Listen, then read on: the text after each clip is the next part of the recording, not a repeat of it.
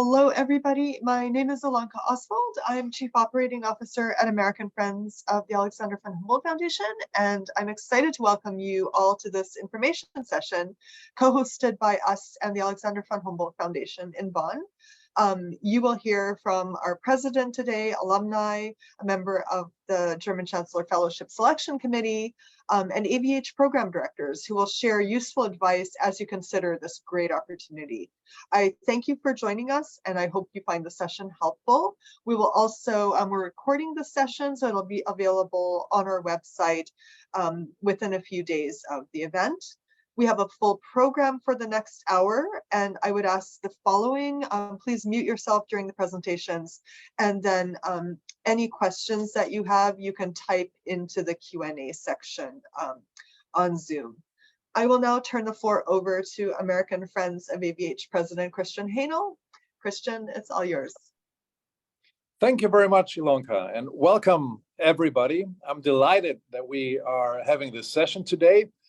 Sorry for the little improvised setting. On my part, I'm joining you via cell phone because, as we shared with the other speakers before, there's a internet outage, Wi-Fi outage in the great city of Washington, D.C., where American Friends of Humboldt are located. But hey, we will not give up. We want to make this happen, and it is happening. So welcome. Thank you very much for dedicating the time today to spend an hour with us. Thank you very much for your interest in the program. As Ilonka has said, my name is Christian Haenel. Christian.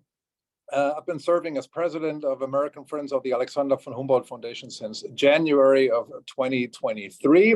And I am excited that I am part of the group today presenting a wonderful opportunity from the Humboldt Foundation Fellowship portfolio to you today, which is the Bundeskanzler Stipendienprogramm, the German Chancellor Fellowship. As you know, of course, it is a multilateral program, interdisciplinary, cross-sectoral. So in my humble opinion, it's the perfect program for the world of today, where we're all facing challenges that are global in scope: climate change, artificial intelligence, migration and integration, geopolitical shifts that lead to cold and hot wars, actually. And what we need these days are global leaders who know how to tackle these issues in their respective fields in a multilateral context. And the German Chancellor Fellowship, being a multilateral program, I think is the perfect stepping stone, not only for tackling these challenges, but also for the careers of the individuals who decide to apply for the program. A great opportunity.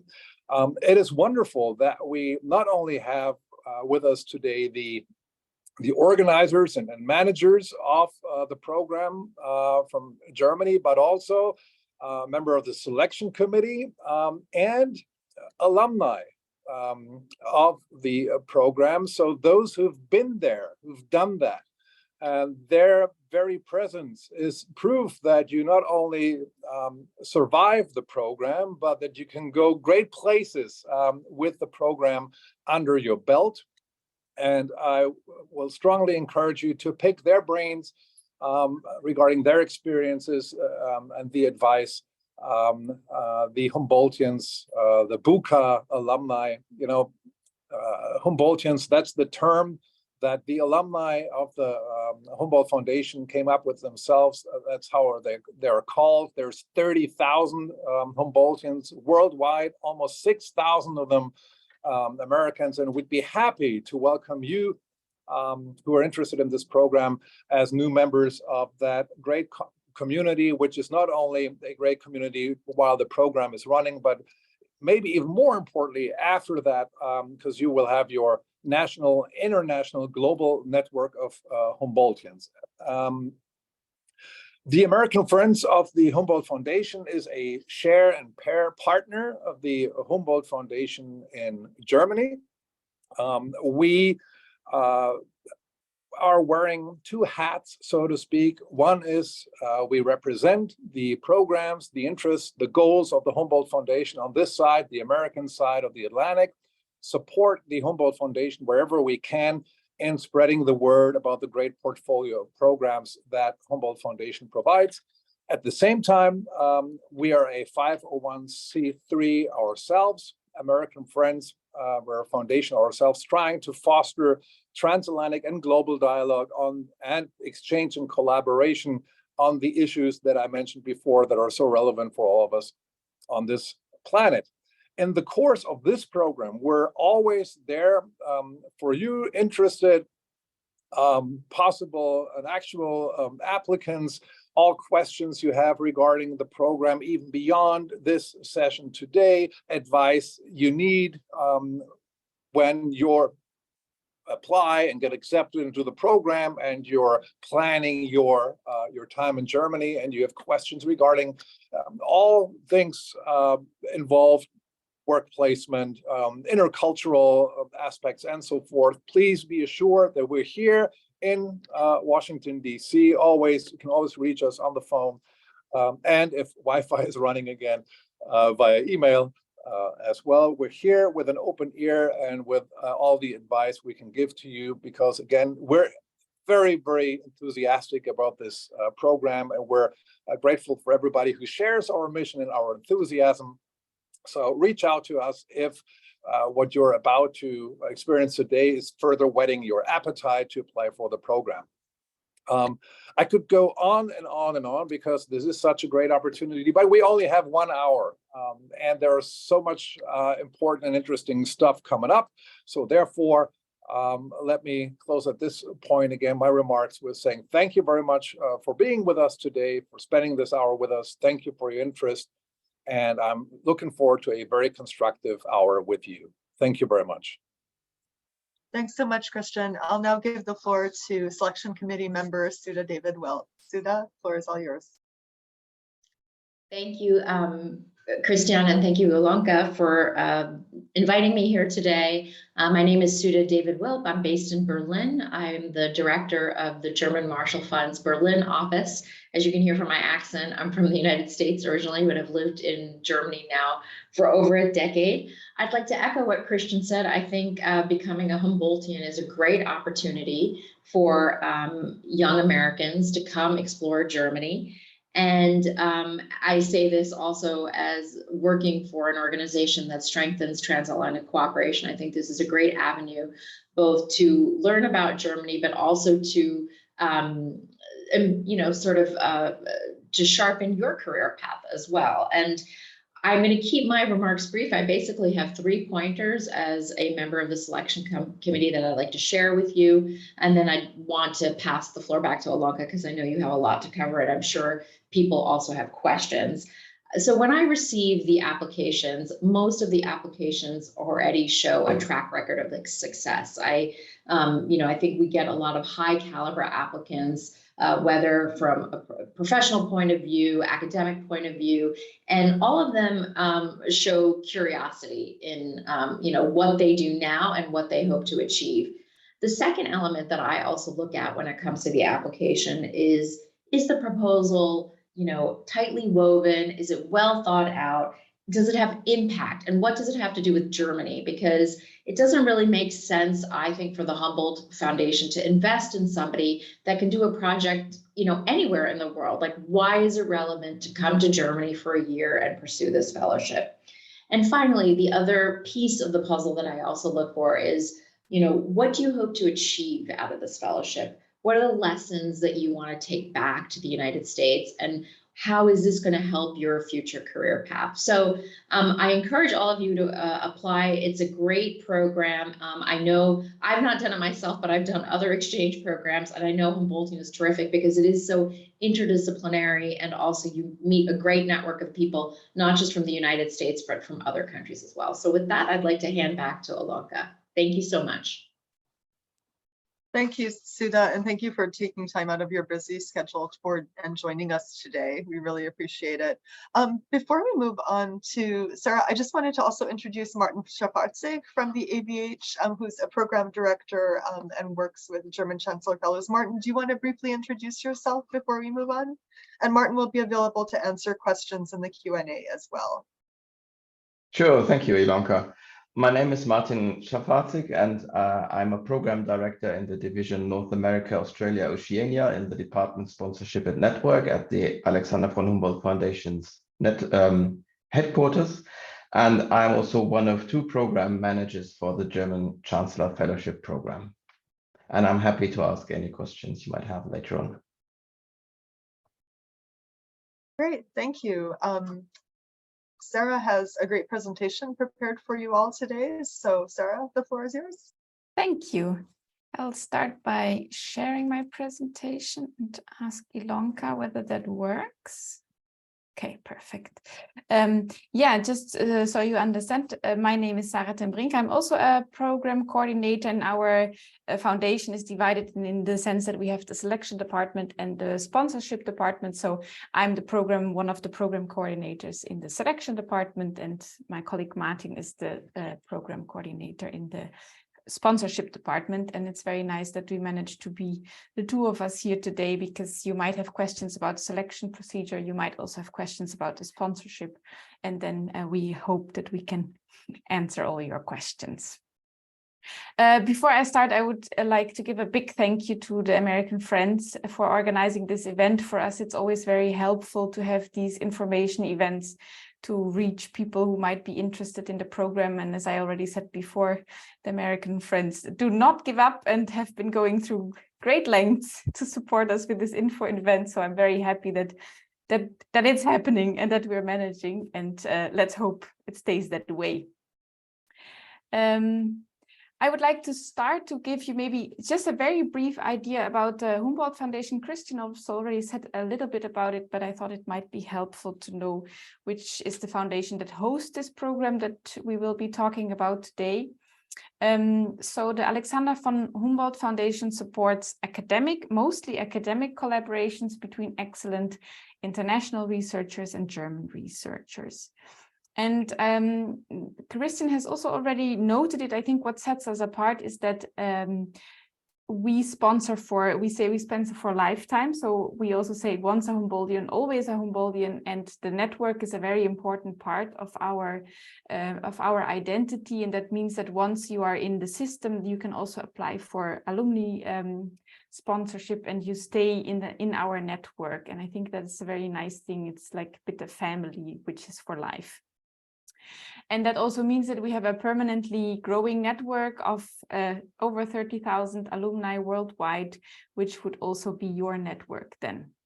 And our main goals are actually to promote international understanding, and in a way it's also a form of diplomacy through scientific and academic cooperation, and also scientific progress and development in this world that Christian already referred to. We are named, as you might have figured out, after the Alexander von Humboldt, who lived in the 18th and 19th centuries and was a very famous German scholar, who was also specifically known for being a very engaged supporter of younger scholars in their career development. That's why I think it fits very, very well to the work we do. And we exist as we do today since 1953. And we are given the task by different German federal government agencies to identify and fund the best international researchers and young leaders and invite them to come to Germany. And although, as you might have heard, our main business is to sponsor academics and scientists, we also have this program which is specifically for young leaders, and that's the German Chancellor Fellowship. And so I will continue to tell you a bit more about that today now. The German Chancellor Fellowship is for university graduates with an initial leadership experience, and fellows are invited to come to Germany for 1 year and to pursue their individual project with the support of a German host. And the idea is that these projects explore new solutions for global challenges, as Christian referred to, but also that they help the fellow with their own professional development. We really see it as a stepping stone in your careers. And it's, of course, a very good opportunity to start building an own international network, or to expand an international network if you already have one. Maybe first a little bit about history, because I think it's also relevant for the type of fellowship that this is. The program started in 1990 and was specifically started between Germany and the USA. So the USA is the oldest country in our program. It was shortly after the reunification of Germany and was really created as a program to strengthen these bilateral transatlantic relationships in a moment in which Germany was completely reorientating itself in the world. And then probably not surprisingly, in 2002, it was extended to Russia by then Chancellor Gerhard Schröder. And then under Merkel, it got expanded further. In 2006, China joined. And then in 2013, we had Brazil and India joining together.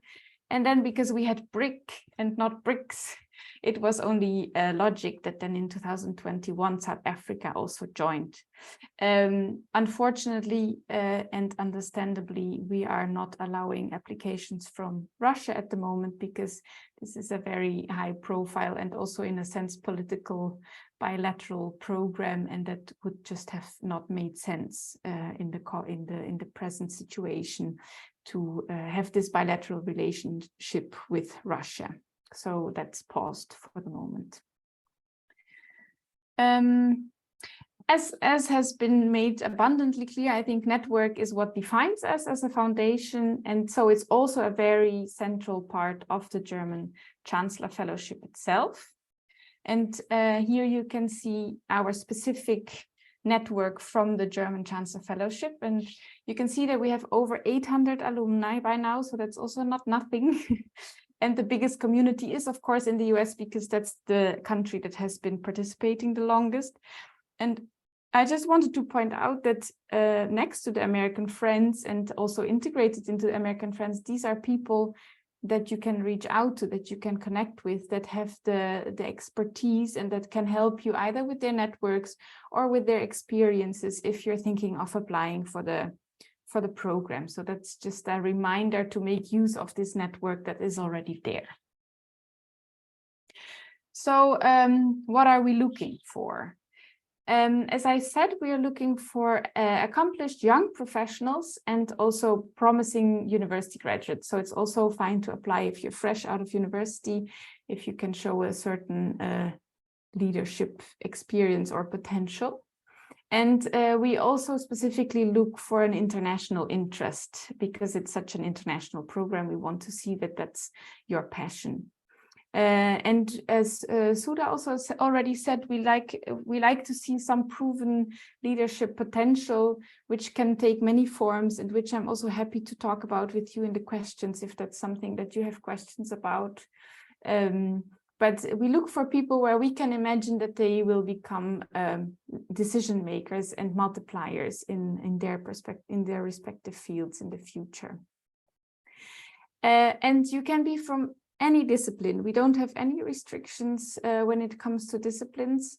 And that's, I think, a very nice thing about the program. And we have that as a foundation in general, but this program also, that we have fellows from all kind of different backgrounds. Target areas are politics, public administration, business, society and culture, and university graduates. These are more like our titles, but actually we have people from all over, which makes it a very interesting network because people are, and for us it's also always very, very nice to see all the different applications because it's such a width of topics, which makes it very interesting. I would also like to tell you something about the not entirely unimportant part of the financial benefits, because we are looking for the most promising young leaders. We also want and have to offer something in return because these are people who often get many offers already. So that's why for German standards, we have quite high monthly allowances. How high that is exactly depends on your work experience, but it goes from 2,000 to 2,600 euros a month, which is tax-free because it's a fellowship. We also have very family-friendly arrangements, so you can also bring your family to Germany if you would like. And if your project requires you to spend some time in another European country, that's also possible and financially supported. And next to these allowances, we also offer an intensive German language course of 3 months, because we would really like you to learn German if you don't speak German yet. We hope that you become bridge builders between the US and Germany, and our interpretation is that for that it's also important that you speak German. And I think it's also maybe our fellows can say something about it. It will make your stay in Germany more interesting if you actually can talk with the people at the bakery. So we very much support that and try to make that possible for everybody to do this language course. And I think what's very nice about the program is that you will not only meet Germans, but also fellows and future leaders from the other participating countries. And we facilitate these interactions in a number of events during the time that you are here. So during the fellowship year, you have a series of online meetings with the whole cohort, and you can also self-organize in peer groups if you have some topic or something you want to organize together. And during the year, there's also an opening conference for everybody. There is a halftime conference, and there's a very nice closing meeting in Berlin, which actually just happened 2 weeks ago, I think, for the fellows of this year, which I think is a very nice closing of the year where you can all come together and reflect. And apart from that, you are also invited to 2 events which are for all the fellows of the foundation, so not only the German Chancellor Fellows, but also the academic fellows, which is the annual meeting in Berlin, which is also a big festive event, and a Humboldt study tour through Germany, which you can also participate in. So I think these are very nice complementary events to build up your network and to see something of Germany and to get to meet the other fellows. For example, this is from this year, the fellows were invited to the Federal Foreign Office this year and had a meeting there. And what's also always a highlight is that the fellows are always invited by the Chancellor himself, which was also this year with Chancellor Olaf Scholz in Berlin around the closing meeting. And that's, of course, somebody you don't get to meet every day. So that's a very nice opportunity from the fellowship that you get to meet these kind of people. Maybe still something about application requirements. You need citizenship of one of the target countries. So if you're in the US, but you are a Brazilian or an Indian or from South Africa, you can also apply. That doesn't play a role.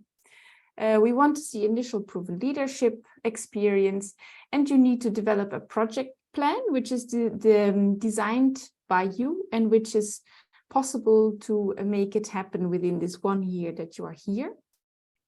And to be supported by this project, you need to find a host in Germany. I will say a bit more about that later because that's not the easiest part of the application. You need 2 letters of recommendation from people who can judge your leadership potential and who know you. And we don't have age restrictions, but we want that the end of your first academic degree is not longer than 12 years ago by the time you start your fellowship. If you have more questions about that, feel free to ask, but that's our way of allowing a certain cohort of people without having age restrictions. And once you fulfill these requirements, we have some selection criteria, which I wanted to share with you just so you know what you're working with. We look at your previous career and how that speaks to your leadership potential. We also want to see the significance of the fellowship for your career development. As I already said, we want it to be an important stepping stone in your personal development. And we want to see that you have potential to become a bridge builder between the US and Germany. We also, as I said before, want to see this international interest and outlook because we want you to become international leaders in the future. And what's also important, we need to see that you have some knowledge for the project that you're proposing. It does not mean that the project has to be what you've been doing the last 5 to 10 years. It can also be a new avenue that you might be interested in, but we need to see that you have the basic skills to actually make it work.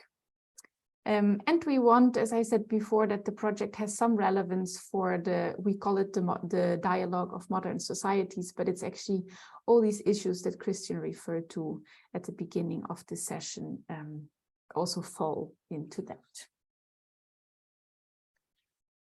Now still briefly about finding a host, and then I'm also already almost done. Because we get a lot of feedback that this is actually quite a hard part of the application. Maybe our fellows will also still say something about it and have some advice for you, because you need to find somebody in Germany, and that's, or if you don't have a network in Germany yet, or if you're just writing to people who have never heard of the German Chancellor Fellowship, which might happen, it's not always the easiest. So maybe first, who can be a host? That's anyone who works for a public or private institution in Germany. It doesn't have to be a German, but they have to work in Germany. And they also must have a discipline they must be discipline related to your project, because the idea is that they can facilitate whatever you need for the project and to also support and mentor you in the project. So they need to have an understanding of what you're doing. And we advise you very much to start as early as possible looking for a host. So if you are thinking of applying this year and you don't have a host yet, we very much advise you to start as soon as possible, because now it's also summer here and people might be on holidays and it might take longer for them to get back at you. So it's important that you prioritize this part of your application.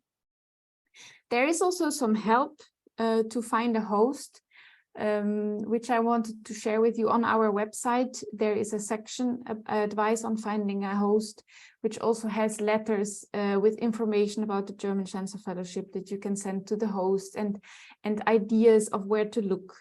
And you can, of course, also look at alumni associations and contact former fellows.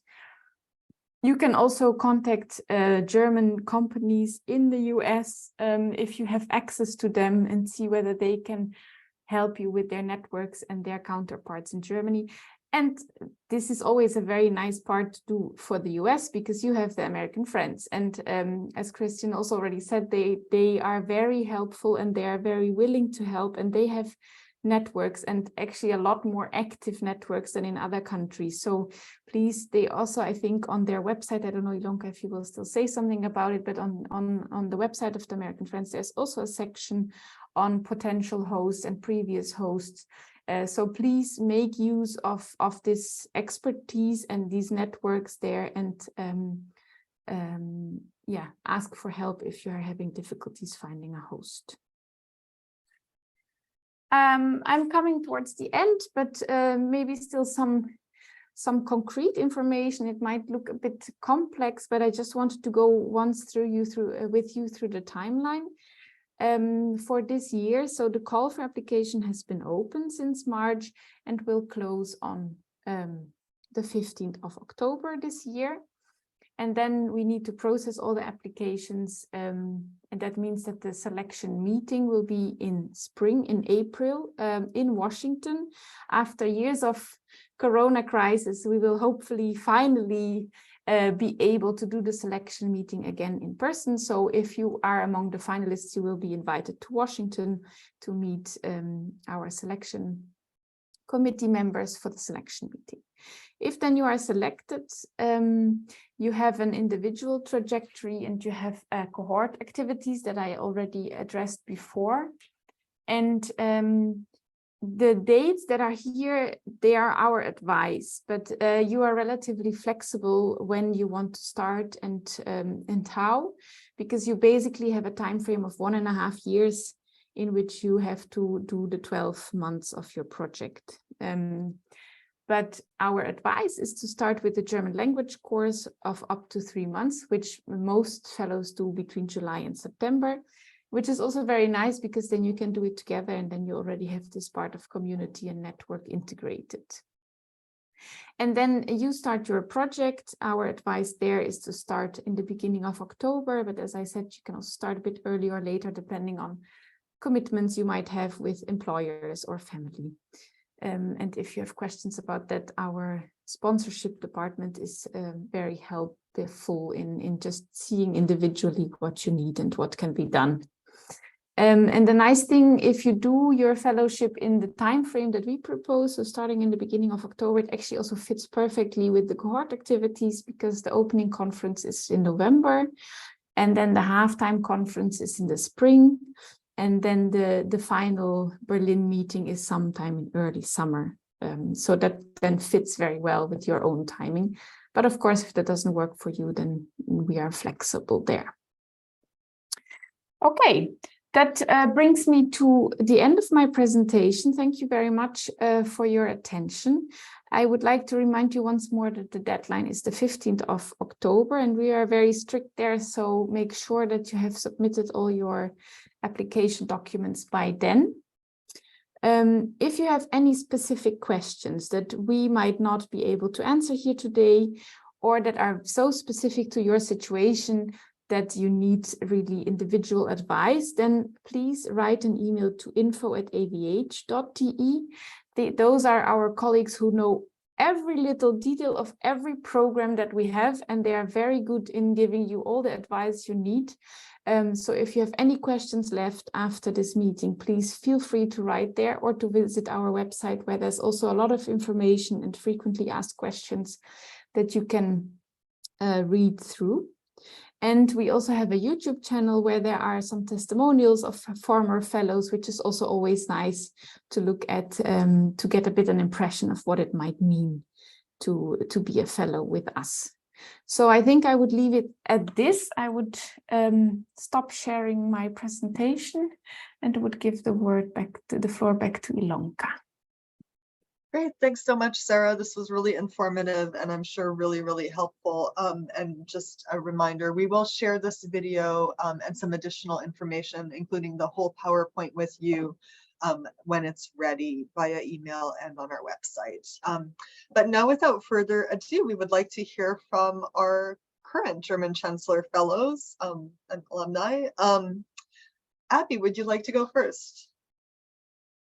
Yeah, absolutely. So hello, everyone. My name is Abby Jeffers. My pronouns are she, they. I'm from Ohio, and I am currently in the process of completing my fellowship. I have 2 months left. So we just wrapped up with our closing conference in Berlin and the annual meeting in Berlin, and that was really wonderful. I think I would really echo a lot of what has already been said, specifically in terms of the application. I think finding a host was the hardest part for me. A lot of the folks who I reached out to didn't have the capacity to host me. I'm doing a historical project. And so initially I was looking at archives and museums, and a lot of folks there, they were primarily volunteer run. And so my advice in that regard, I think, would be to think about branching out if you can't find a host in exactly the field that you were looking for. So for example, I started looking at museums and archives, but I wound up, my host is a history professor at the Freie Universität Berlin. And he has been phenomenal. He's been really wonderful. And so branch out of what you think a host should look like. And then when you do find a host, make sure that you're communicating well with them about your support needs and their capacity, as well as what the year could look like. That has helped me have the most success with my host. And then I think probably the most impactful part of the project is the network, not just within the fellows, which of course within the fellows, because we have, I've hosted Friendsgiving dinners and holiday dinners at my flat for the fellows in Berlin, or I was just messaging with another fellow. My project is on queer history and his project is on immigration. And so we've been talking about the United States immigration restrictions on folks from Uganda after the anti-homosexuality law. And so, we're having these dialogues about current events that aren't necessarily related to our projects. And then also just the folks who I've gotten to meet throughout the course of my project. A couple of weeks ago, I got to interview someone who co-founded a queer organization here in the city 50 years ago in East Germany. And that was, so much fun, and also so inspiring and really motivated me in terms of my work. And that is also where the German language comes in, because he would only speak to me in German. So I've had to do a couple of those interviews in German, which has been a challenge, but it's definitely been helpful to be able to sort of bridge some of these connections between the United States and Germany. So I think, yes, definitely, as you are applying, I think a little bit outside of maybe your expectations for a host, and then also just want to re-emphasize the importance and the value of the network within the fellowship, and then also with the folks who you're going to meet with and interact with throughout the course of the fellowship. Thanks so much, Abby, for a real life perspective. Let's continue with Michael. The floor is yours. Sure. I'm Michael Laha. I'm a member of the 2021-2022 cohort of the Alexander von Humboldt German Chancellor Fellows. And before the fellowship, I worked 6 years in the US think tank world and US-China relations. And so when I came to Germany, I was interested in German-China relations. It was a really good time to be in this country at this time. If you've followed at all relations with China and Germany over the past 2 weeks, Germany published its first ever German-China strategy, which is a pretty big and seminal first of its kind document.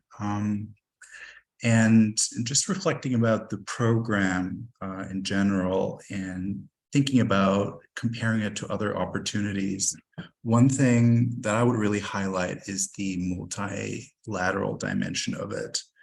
Maybe you're thinking about something like a Fulbright or a study abroad.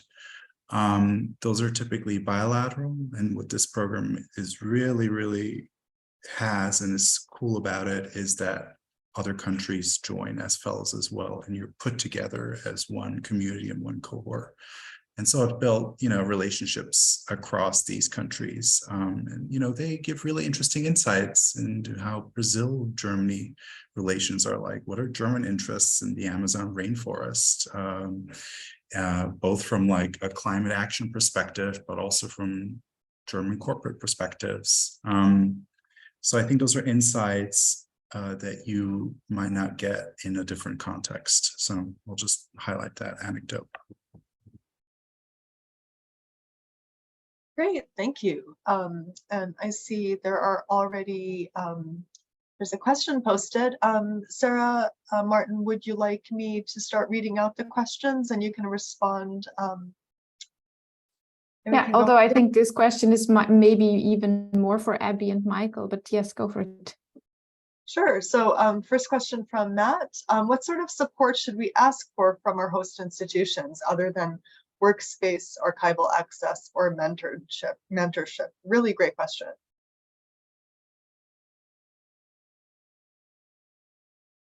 Abby or Michael, do you want to say something about, or do you have ideas? I can also say something about it, but I think your perspective as people who have had this conversation with your host might be more interesting. Yeah, I can briefly talk about my experience with my host. So I think the most helpful thing that my host has done has sort of provided mentorship and guidance in terms of my work. I don't actually go down to the university a whole lot. I work from home a lot, but we meet frequently, and he sort of helps me guide where my project is going, as well as providing, connections to folks in the field who I might want to interview, because I'm doing a lot of interviews for my work. And then also we have a sort of collaboration where I am also, for example, writing a blog entry for the research group blog.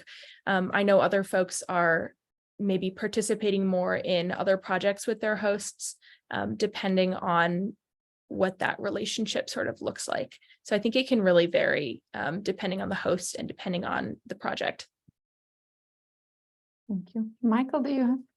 All right, I'll just follow up to say that I think the experience can range quite a bit. And the one piece that you can control is sort of your own communication with the host. And my general recommendation is to sort of ask, and the worst thing could be is that they say no. Just there's some very practical things that larger institutions with sort of a more robust bureaucracy find easier to process than smaller NGOs that might be your host. So one example is I was fortunate that I could get a work computer for the year. I had to return it at the end, which is fine and appropriate. But I know that for other hosts that wasn't possible. Just one sort of practical piece, but I would always ask because you never know what's possible. And in terms of mentorship, I think make sure you're included in the community as quickly as possible. Most hosts will do that automatically. There's usually weekly or monthly internal staff meetings, and those are very natural and automatic routines that you should find yourself included from the beginning. And if you, for some reason, don't find yourself included from the beginning, it's worth advocating to be included because they're very important and they help you assimilate not just to your institution, but also to Germany writ large. Thanks. Yeah, and I think Abby already said something about it, but I think also access and network is a very important part that your host can give you, because you get to Germany and you might not have any network here yet, and that's also why it's good if the host is a bit in the field that you're working in, because then they might give you access, or it might be easier to get access to people who you would otherwise not get in contact with so easily. I don't know, Martin, do you still want to add something? I think you mentioned the most important points. Yeah. Great. Our next question comes from Tiffany. Good question as well. What type of deliverable is expected to be produced at the end of the fellowship? I understand this could be project dependent, for example. Could it be a video, a paper, and so on? I think this is also a question for Martin. Yeah, I can take this. Well, I think you're right. It depends. It pretty much depends on your project. Maybe in general, what I can say is that the Humboldt Foundation primarily sponsors people. So the people is what is important to us. Sometimes we say we sponsor people, not projects. So our interest is to support you in whatever you are doing, and the end product of your project depends very much on what that project is about. It can be an academic article in an academic journal. It can also be a theater performance, or we've had photographers doing an exhibition. So it completely depends on the project.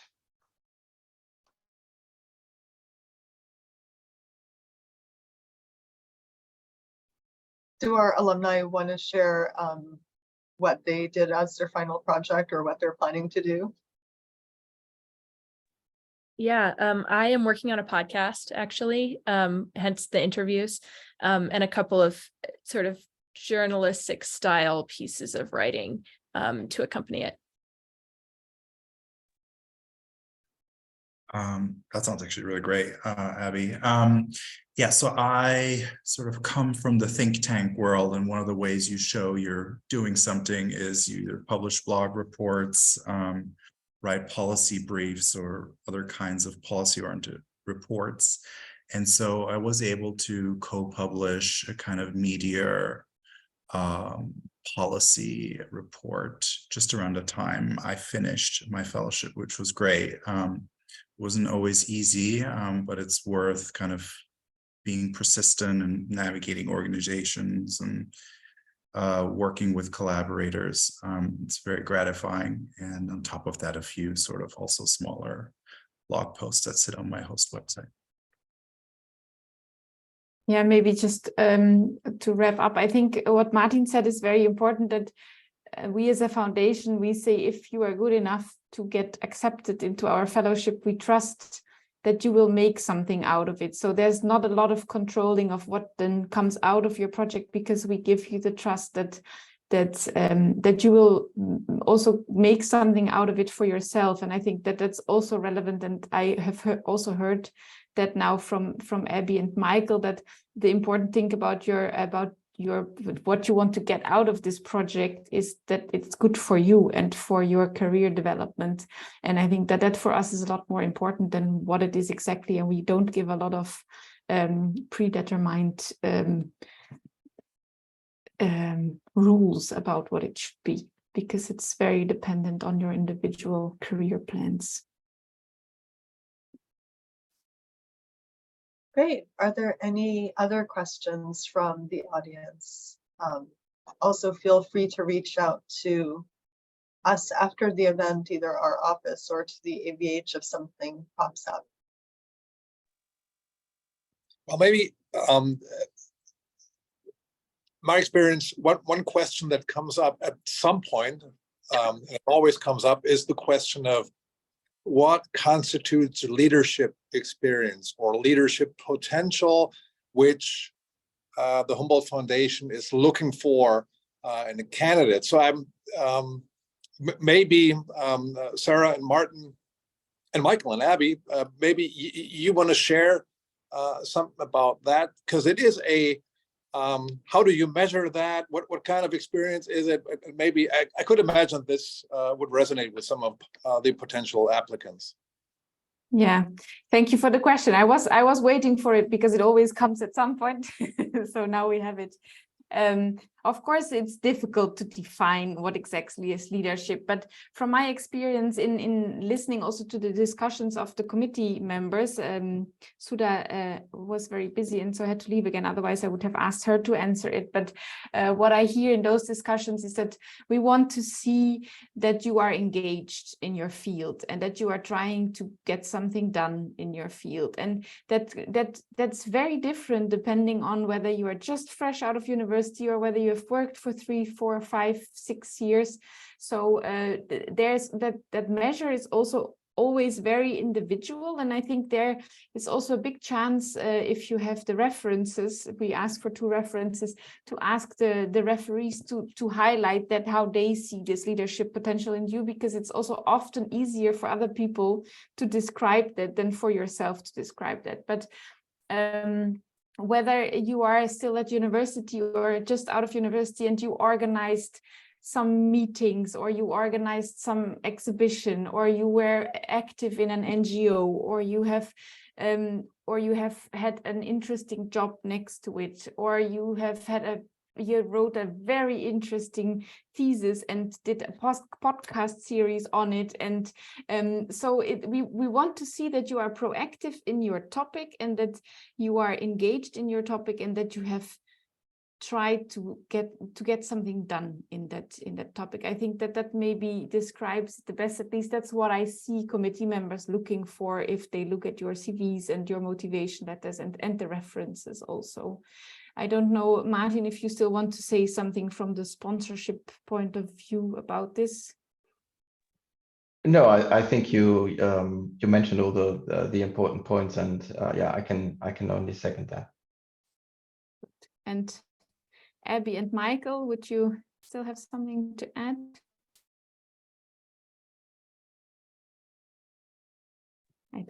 I didn't work outside of university before coming to this fellowship, so I think I can sort of speak to that perspective. I had some internships in the field, and then I also wrote a capstone project on a similar topic, much smaller scale, different sort of scope. And so that, yeah, I think, again, seconding everything that Sarah has said.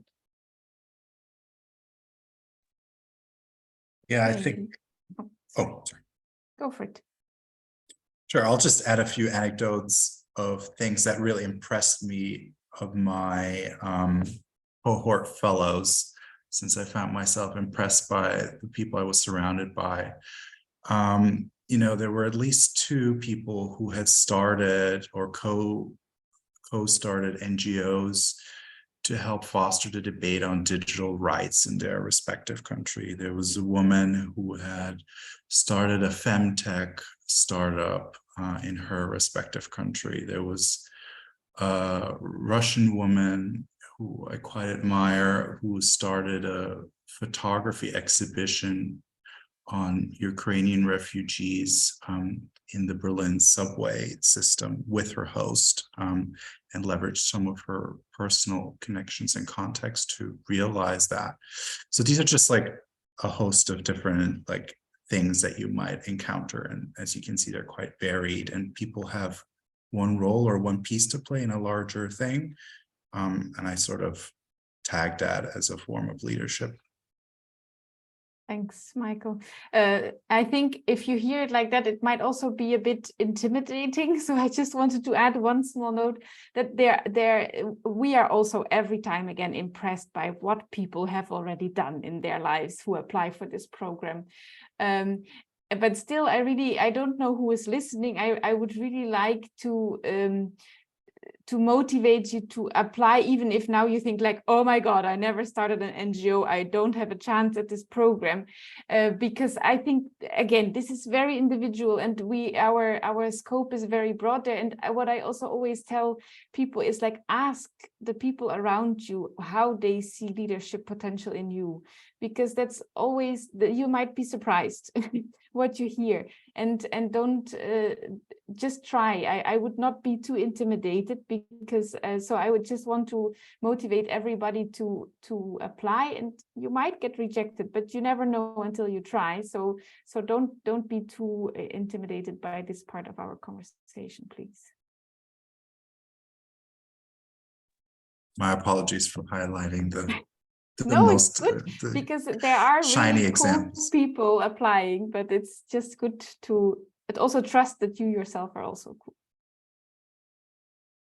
Great. We have one more question for Abby and Michael. How did you go about figuring out or determining the topic you would focus on? And do you have any recommendations or tips? Yeah, so my project is actually the reason why I applied specifically to Germany, because I was also applying to similar programs like the Fulbright. And so I specifically chose Germany because of the topic. And I sort of drew on some previous experience that I had in feminist theory classes and queer theory classes in university, where I had learned a little bit about the history of my topic, specifically about early sexology and Magnus Hirschfeld here in Berlin and in Germany in the 1900s and 1910s. And so I sort of built on that, and then did a little bit more research throughout the application process to sort of build on that and expand on my existing knowledge to create a more robust proposal and a more feasible project.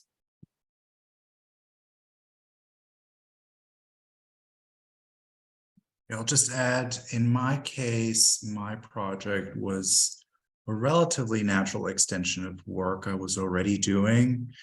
I worked at a New York-based kind of cultural institution in international relations, and I worked on hosting working group of IR experts, and those span different regions of the world.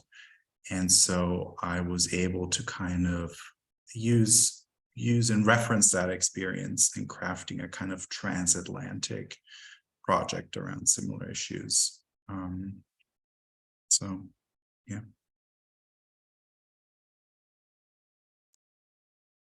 Great. Thank you for your questions. Sarah, would you like to wrap up with some final comments, you or Martin?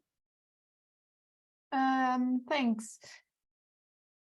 Yeah, I think what I said before, that I would just really like to invite everybody to be brave enough to apply, and also to share the information with anybody you might think I see leadership potential in that person, to look at the program, because we are always very happy with all the applications. And so that on the one hand, and on the other hand, please feel free to reach out to us if you have any questions or need any support. We on our side of the Atlantic and the American Friends on your side are always very happy to help you. Yes, and you can reach us in 2 time zones, so almost 24/7. Please reach out to us. We're looking forward to continuing the conversation with you. Absolutely, and I will say we actually do answer our email messages that come in, even to the alumni or info email addresses, as well as our own personal ones.